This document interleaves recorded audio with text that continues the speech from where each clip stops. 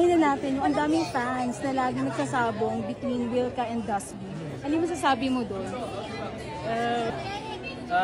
Well, right now parang wala din naman po kaming control sa mga nangyayari. Pero as much as I can, as much as I want, gusto nga po na parang okay lang din lahat. Siyempre, napakikli nga lang ng buhay. Kumbaga, you only live once, enjoy life na lang talaga. Kumbaga, kami naman,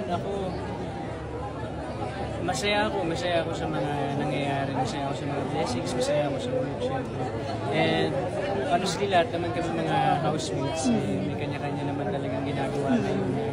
Talagang all of us are nagsasucceed talaga sa mga ginagawa nila. Kaya sana, life lang talaga kasi wala naman ang mangyayari kung papatuloy natin yung mga ganyang bashing. Or nilawin lang natin, okay kayo ni Dustin, di ba? Yeah, we're good.